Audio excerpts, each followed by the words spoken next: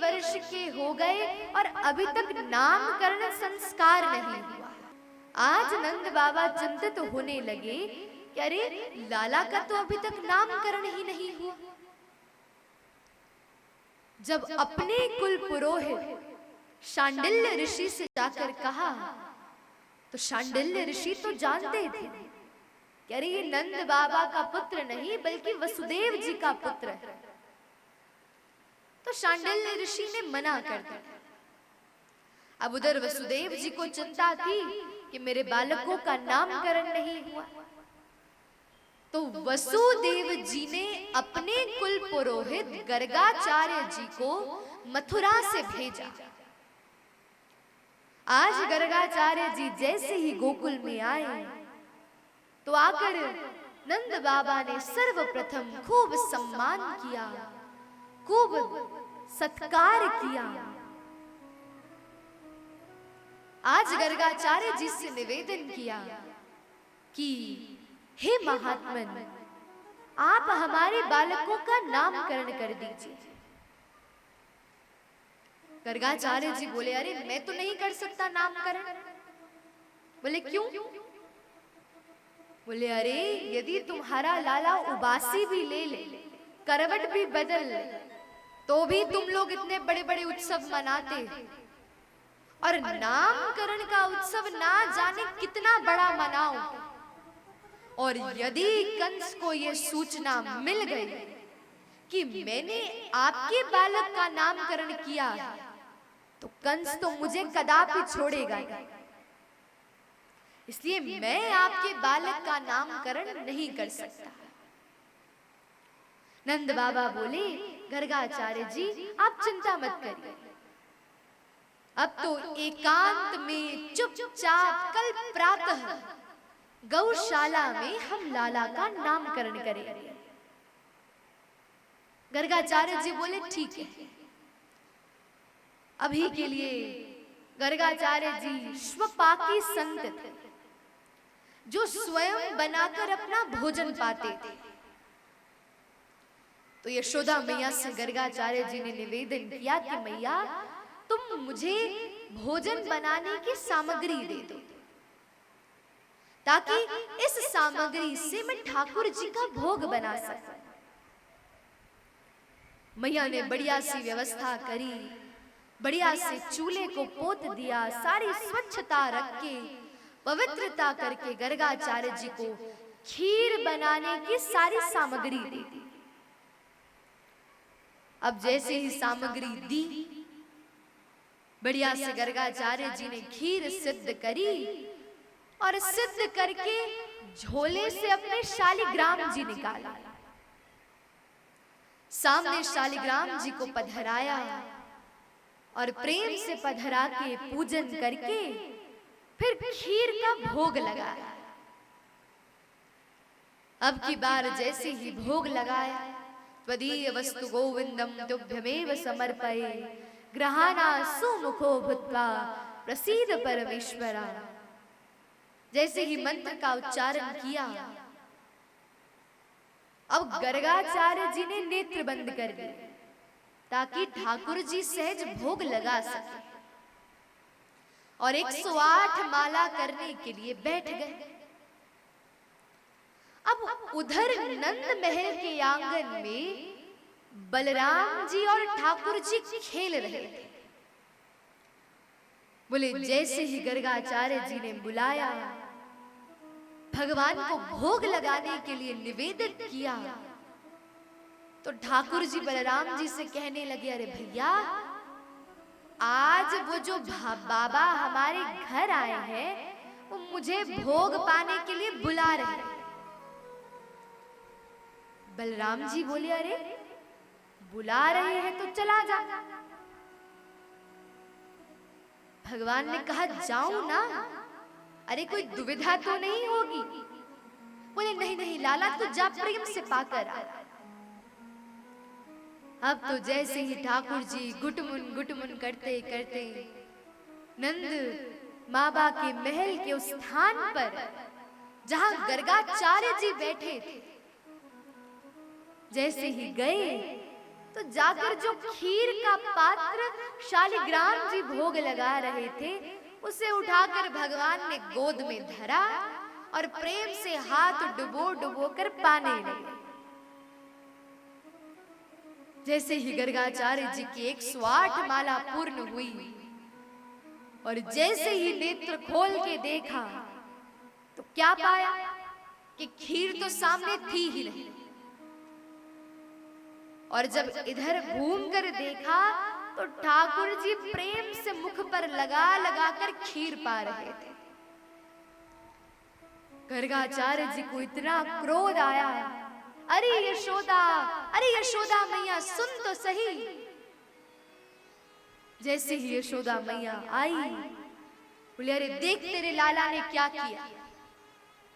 अभी तो मेरे ठाकुर जी ने भी भोग नहीं लगाया था और तेरे लाला ने आकर पहले भोग लगा दिया। मैया बोली गर्गाचार्य जी, लाला ने तो आप पर उपकार किया है।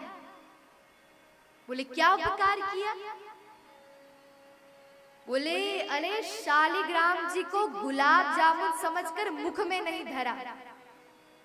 बोले नंद बाबा के भी शालिग्राम है। और एक दिन तो लाला ने देखा कि शालिग्राम जी तो बढ़िया शहद में, दूध में, दही में स्नान कर रहे हैं। तो जैसे ही नंद बाबा ने स्नान करवाकर शालिग्राम जी को रखा और जैसे ही मंदिर से प्रस्थान किया, वैसे ही लाला ढूंढता ढूंढता शालिग्राम को आया और एक बार के लिए तो अपने मुख में भी धर लिया। जैसे तैसे नंद बाबा ने अपनी शालिग्राम की रक्षा कर और अब तो सीधे ऊपर चढ़ाकर शालिग्राम को रखते कि कहीं लाला फिर से आकर मुख में ना धर ले। इसलिए लाला ने तो आप पर कृपा करी है कि आपके शालिग्राम को मुख में नहीं धरा। मैया बोली आप फिर भी मुझे क्षमा कर दीजिए, मैं आपको पुनः सामग्री दे दूंगी। अब की बार मैया ने पुनः सारे उस व्यवस्था को पवित्र किया और पुनः खीर बनाने की सारी सामग्री दी और लाला को उठाया, उठाकर आंगन में जाकर छोड़ा। बलराम जी बोले लाला पाली खीर। बोले अरे भैया क्या बताऊं, पहले स्वयं बुलाता है और जब चले जाओ फिर मैया से डांट पिटवाता है। बोले लाला कोई बात नहीं।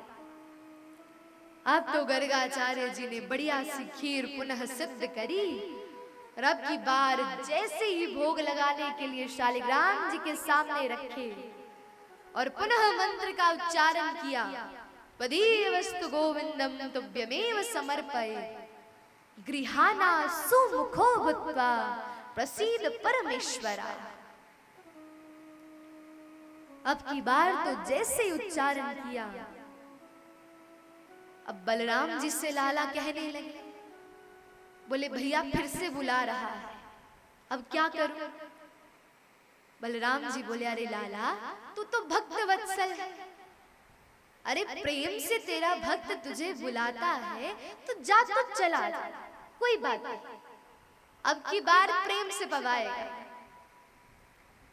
फिर से ठाकुर जी गुटमुन चलते चलते सीधे उस स्थान पर पहुंचे और पहुंचकर खीर का पात्र लेकर गोद में जैसे ही चप चप करके पाने लगे, सोई गर्गाचार्य जी ने नेत्र खोले और लाला की भुजा पकड़, फिर जोर जोर से चिल्लाने लगे, अरे यशोदा मैया देख फिर से आकर तेरे लाला ने झूठा कर दिया। मैया जैसे आई बोली अरे क्षमा कर दो, लाला है छोटा सा बालक है, अरे खूब बढ़िया खीर की सुगंधी आई होगी तो आ गया पाने के लिए, लेकिन अब की बार इसे मैं कमरे में बंद कर दूं और अब नहीं आएगा। मैया ने एक हाथ से ही क्रोध से लाला को उठाया और उठाकर सीधे कक्ष में लेकर जा कक्ष बंद कर दिया। अब बाहर से कुंडी तो नहीं लगाई, लेकिन केवल पट बंद कर दिए। अब छोटे से कन्हैया अपने बिस्तर पर चढ़े, उस कमरे में जो था उस खिड़की पर जाकर दूर गर्गाचार्य जी दिख रहे थे। अब ठाकुर जी उस खिड़की से गर्गाचार्य जी को घूर घूर के देख रहे हैं, मानो हृदय हृदय में ही कह रहे हो अब की बार बुला के दिखा। गर्गाचार्य जी देखे, बोले अरे कैसा बालक है, कितना उद्यमी बालक है, अरे अब की बार आकर दिखा तो तुझे बताता। अब ठाकुर जी क्रोध में देख रहे हैं, जैसे ही अब की बार दिखा दिखा कर गर्गाचार्य जी बादाम डाले, किशमिश डाले, बढ़िया मिश्री डाले, बढ़िया केसर से खीर सिद्ध करे, और जैसे ही भोग लगाकर शालिग्राम जी के सामने पधराया, उसे क्षण त्वदीय वस्तु गोविंदम श्लोक का उच्चारण किया। सोई ठाकुर जी क्रोध में बिस्तर से उतरे, क्रोध में धीरे धीरे जा रहे हैं, और जैसे तैसे पट खोला, और पट खोलकर क्रोध में ही जाते जाते घुटमुन खीर का पात्र पकड़कर जैसे ही खीर पाने लगे, सोई गर्गाचार्य जी ने नेत्र खोले, और नेत्र खोलते ही जैसे ही ठाकुर जी की भुजा पकड़ी, सोई ठाकुर जी ने गर्गाचार्य जी को अपने चतुर्भुज रूप में दर्शन दे दिया। बोलिए बाल कृष्ण लाल की। जैसे ही दर्शन दिया, गर्गाचार्य जी के नेत्रों में अश्रु आ गए। बोले प्रभु ये आप थे, अरे आपकी वास्तविकता को तो मैं जान ही नहीं पाया। भगवान कहते हैं गर्गाचार्य जी, इस वास्तविकता को बताने का उद्देश्य यही था कि कल जब आप मेरा नामकरण करते तो आप मेरी पत्री देखकर जान जाते कि ये तो भगवान है, और कहीं यदि मेरी मैया को बता देते तो मैं तो इस ब्रज में केवल प्रेम की प्राप्ति करने के लिए आया, और यदि सब लोगों को मेरी वास्तविकता पता चल जाती तो बोले मैया मुझे किसी मंदिर में जाकर थमा देती, 3 टाइम मेरी आरती होती, 3 बार मुझे भोग लगता, और छूने से पहले 100 बार हाथ धोती। इसलिए मैं तो केवल प्रेम की प्राप्ति करने के लिए आया। इस प्रकार ठाकुर जी ने गर्गाचार्य जी को दर्शन दिया। अब की बार मैया देखने आई। बोले अरे अब तो लाला ने खीर जूठी तो नहीं कर दी। अब जैसे ही आई तो जिस हाथ से लाला पा रहे थे उसी हाथ से गर्गाचार्य जी को पवा रहे थे। दूर से मैया देखकर हंसने लगी। बोली निश्चित रूप से गर्गाचार्य जी थक गए होंगे बार बार खीर बना बना के, और अब तो लाला ने जूठी करी, वही खीर पाली प्रेम से। अगला दिन प्रातः हुई, नामकरण संस्कार का समय आया, और सर्वप्रथम नामकरण किया गया बलराम जी का। अयम ही रोहिणी पुत्रो रमयन सुहृदो गुणै, आख्यास अते राम इते बलादिकत्याद बलम विदु।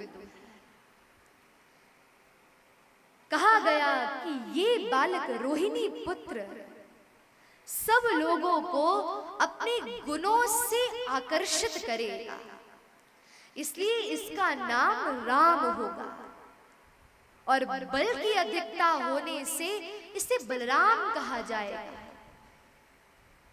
और अब बारी आई ठाकुर जी की। जैसे ही गर्गाचार्य जी ने भगवान को देखा तो देखते ही मानो गर्गाचार्य जी की समाधि लग गई। अब मैया विचार करने लगी कि अरे जब से मेरे लाला का जन्म हुआ तब से कोई न कोई अशुभ संकेत आपत्ति विपत्ति दुविधा कोई ना कोई मेरे लाला पे आ रही। अरे अब तो जैसे ही गर्गाचार्य जी को समाधि में देखा, विचार करने लगी, इतनी दुविधाएं आ रही है, कहीं ये बाबा जो मेरे लाला का नामकरण कर रहे हैं, कहीं ये पधार तो नहीं गए। जैसे ही भाव रखा तो जोर से आवाज लगाई, अरे बाबा सुन रहे हो? गर्गाचार्य जी ने जैसे ही नेत्र खोले, बोले हाँ हाँ, मैं विचार कर रहा था इस बालक का नाम क्या। जैसे ही ठाकुर जी की ओर देखा, देखकर प्रेम से श्री गर्गाचार्य जी कहने लगे कि अरे तुम्हारे बालक ने पिछले अनेकों जन्मों में अनेक अवतार लिए, शुक्लो रक्तस्तथा पीत इदानीं कृष्णतां गतः। कभी तुम्हारा बालक शुक्ल वर्ण का बनकर आया, कभी रक्त वर्ण का, कभी पीत वर्ण का, और अब की बार यह बालक कृष्ण वर्ण का बनकर आया है। इसलिए इसका नाम हम रखेंगे कृष्ण। बोलिए बाल कृष्ण लाल